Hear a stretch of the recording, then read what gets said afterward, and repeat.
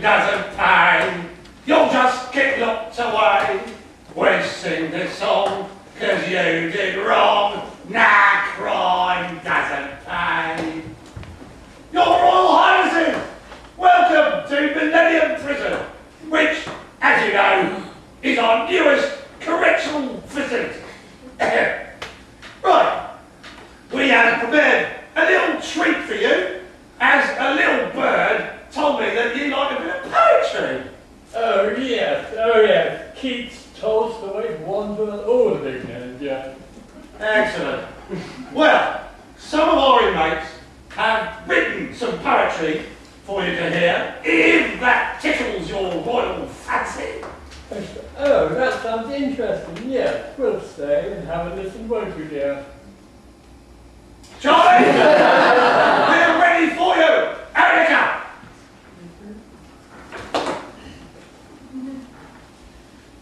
I've been stuck here for 2 years already. I'm in for another 3. It just don't seem fair to lock up a girl for killing unintentionally. You can see I take pride in my figure. I've always trained at the gym. Even in jail, Charlie's doing her best to keep herself tidy and trim. It's not all that easy. The gym here is shite. And the canteen food is all fried. But the absolute worst thing that I can conceive is cellulite on my thighs. It makes me feel better to know I can have any man who crosses my path. I'm 27, fit and blonde, and always up for a laugh. One day, a new fella turned up at my gym, and a beast and sweaty guy. Of course, types like him stand no chance with me, but still like them to try. This Graham chap had set his heart on shedding a pound or 10. He often sweated on every machine, then round he went again. And all that time, not one glance at me. To my mind, that's not on at all. Manners make it the man, they say, and pride comes before a fall. Hey, Graham, you loser! Have you put on more weight? That treadmill's about to go crack. There's a button, you know, to turn the thing off, and then perhaps you shouldn't come back. There's no point in training if you cannot stop eating. You may as well give up the fight. Just look how much lard you've got. Here, and here. Your waistline is right out of sight. I got carried away and pushed him too hard. His brave temper snapped, and he roared, "Just what is your problem, you trashy dumb bitch? Has it occurred to you that I ignored your pathetic attempts to attract my attention day after day as I trained? For the clear simple reason that women like you have more Botox inside you than brains? Well, I weren't having that.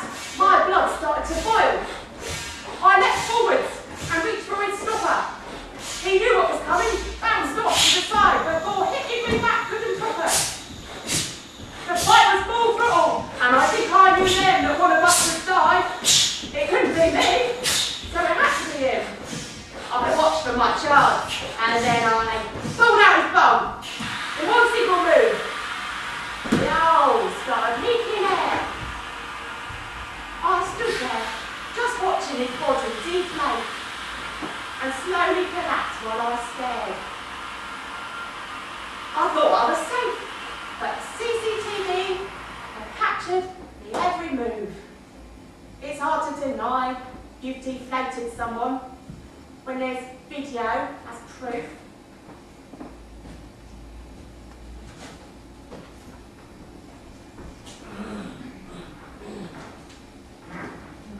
Right, yes, jolly good.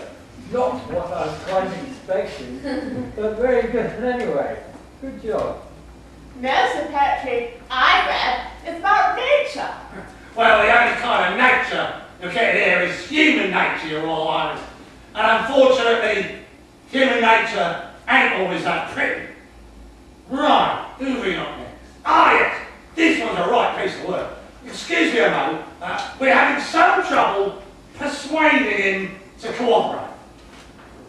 They do say creative writing can prove remarkably therapeutic.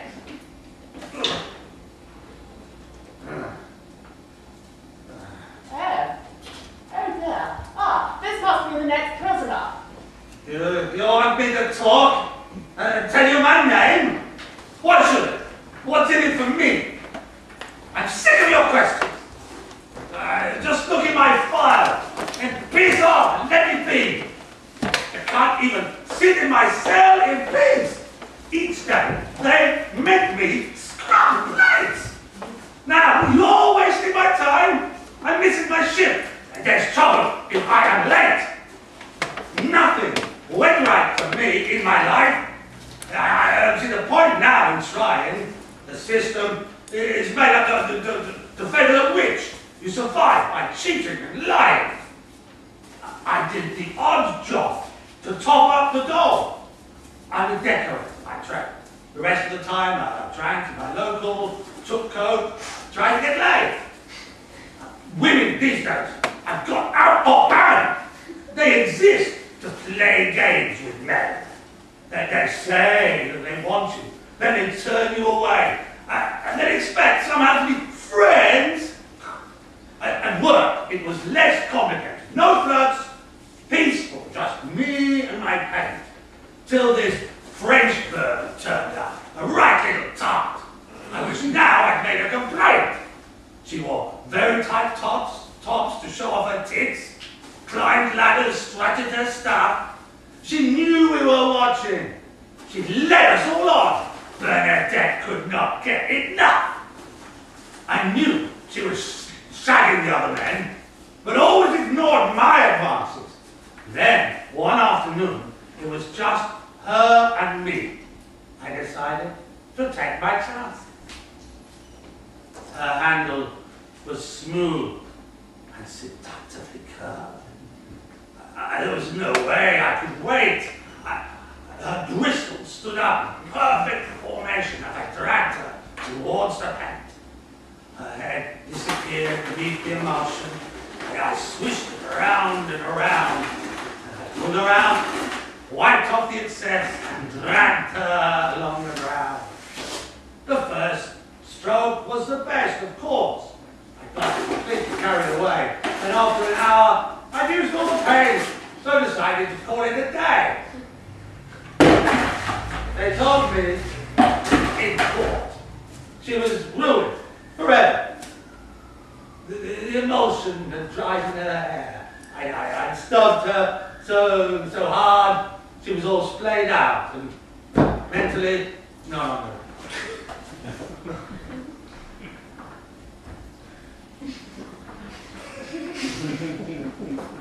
I don't know what to say.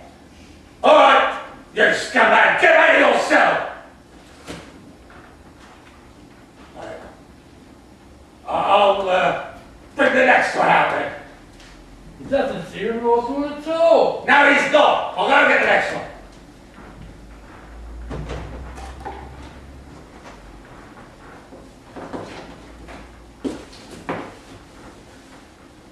I used to work for Royal Mail, mostly on my own. My job involved repackaging in damaged parcel zones. They took me on when I left school. There was no need to leave. It was the perfect job for me. I was able to achieve consistently superb results with pride and great precision until an intern swore my teeth at management decisions. I used to work for hours on end with no one to disturb me, but she asked questions all day long or complained about her degree. Despite the tendency wasn't there, I could always hear her voice. Then one day after lunch I heard an aggravating noise. The girl was sitting on the desk and talking her own bubble. I tried to speak with moaning. My ears kept hearing double. I can't remember what I did, but after it was done, I saw her lying on the ground and all the noise was gone. My supervisor found me shaky. She called 999. He wouldn't listen to my version, said I had crossed the line. Since I had got here, I've been quite busy, just sorting into files the sacks of censored letters. It takes me a good while. I've joined a creative writing group that counts as therapy. I write a poem every week, and then I watch TV. All right, lad. Back to this. Well, it seems less malicious than the others at any rate. I'm glad to see that you've got the prisoners usefully employed. You must cut down on staffing costs. Governor, may I inquire as to how many more prisoners we shall be visiting today? Just 2 more, Your Royal Highness, if we may trespass on your patience just a little longer. Right, who have we got next? Ah, yes. This one is a right nasty piece of work. I'll just get it.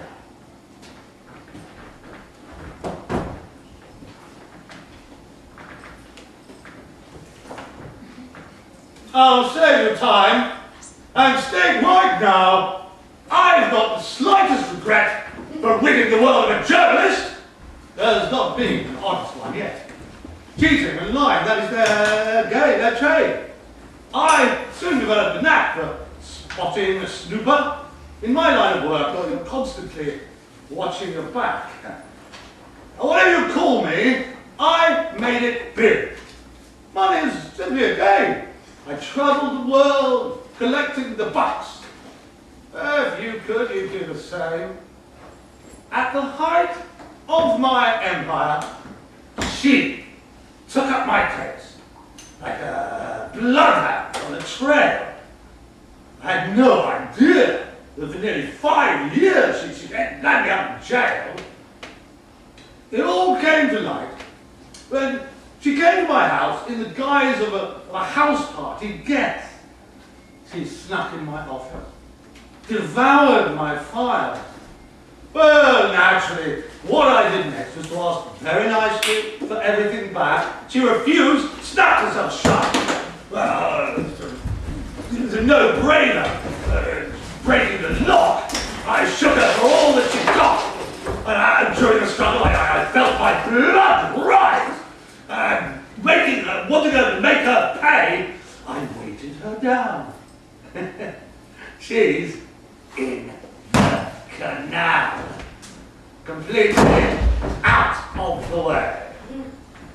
Survivors like me are not fazed by ruin or a spell behind poxy bars. I'll have the last laugh when my fortune exceeds that of royalty or stars.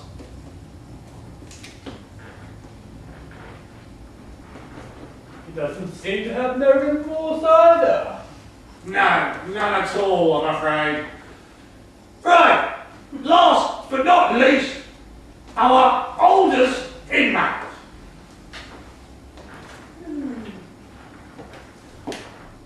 My name is Ethel, and I'm 73, imprisoned for nearly a year.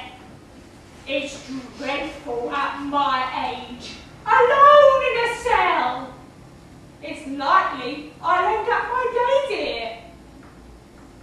10 months of reflection have opened my eyes to how selfish I had become. I resented my duties and family ties. Did I not deserve at least some free time to myself in the autumn of life to reach out beyond the mundane? I longed to discover my cultural side, forget all the hardship and strain of raising 4 children, no man by my side. I worked every minute God sent. For 50 long years, I have put others first. I only knew that I dreamt of playing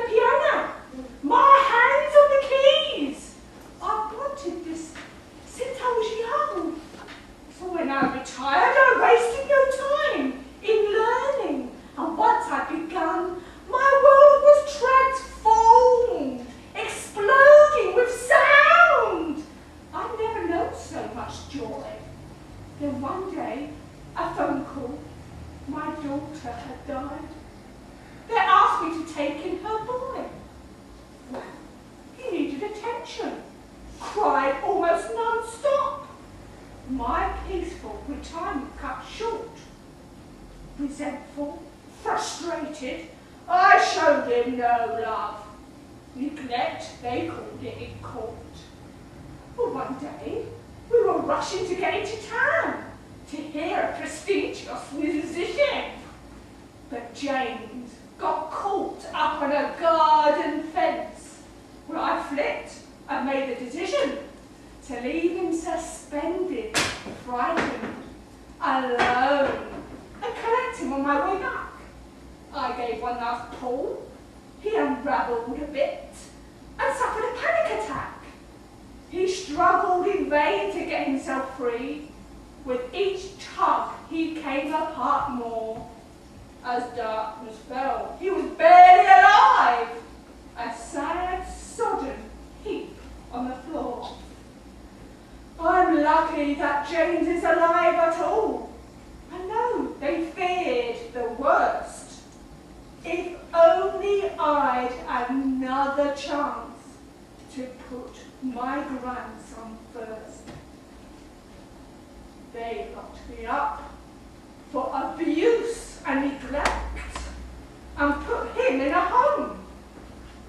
I don't suppose we'll meet again, and I'll die here all on my own.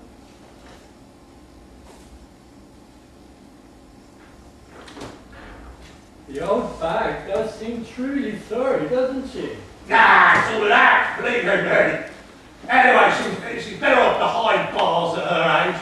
She gets better care in here than she would in her old people's home. Right. Well, if you say so, Guvnor. It's been a most interesting visit. Very memorable. Thank you so much for all the effort you've made on our behalf. It was a pleasure, your Royal Highnesses. Right, if you'll follow me this way, lead the way out. Crime doesn't pay, you just get locked away. We'll sing this song 'cause you did wrong, that crime doesn't pay.